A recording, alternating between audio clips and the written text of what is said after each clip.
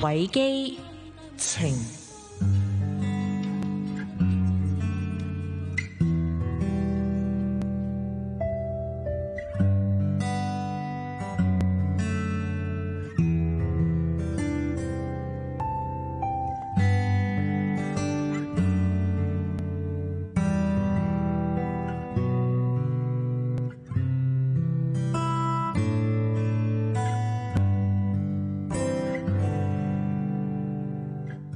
有時候好喜歡咧，同啲小朋友坐埋一齊傾下偈。往往咧，好多時候要發掘一啲嘅話題，甚至乎了解佢哋咧，我都會問佢哋：你將來希望可以成為一個咩人啊？希望可以做咩職業啊？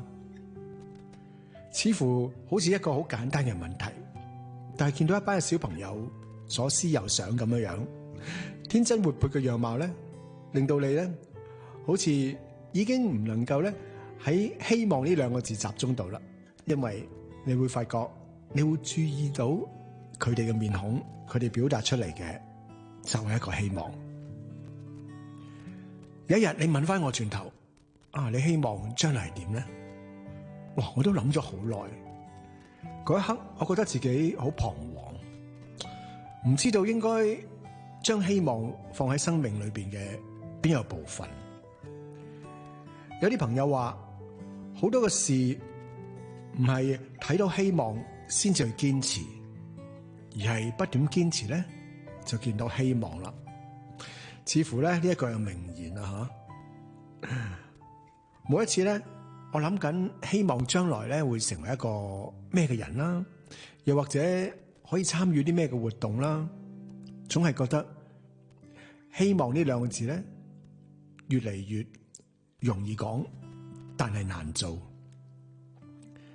中學時期、大學時期有好多嘅希望，因為要接觸呢一個世界咧，你會抱住一個好多嘅理想，甚至乎希望能夠得到嘅嘢，希望能夠接觸到嘅行業，希望能夠喺呢一個社會裏邊成為一個有用嘅人。往往喺職業上邊會令你受挫，令你嘅希望會幻滅，甚至乎咧會令到你唔見咗希望。你話最近咧嘗試咧喺網路上面咧去尋求唔同嘅人去睇呢兩個字，究竟佢哋諗緊啲乜嘢？有啲人咧覺得希望係一個好大嘅工程，大到咧諗完之後都唔敢開始。有啲人咧就係諗緊啦，係咪因為自己心情低落而冇咗希望咧？唔同嘅人咧對於希望有唔同嘅睇法，同埋唔同嘅領悟。有啲人花費咗咧好多年，抱住同一個希望，希望自己能實現啦。但係1年過去，2年過去，發覺第3年自己嘅心血都好似白費咗嘅時候，跟住嗰步就係放棄啦。今日嘅希望到底自己能夠做到啲咩咧？自己喺工作上面可以發揮到啲咩嘅作用咧？希望將來係點咧？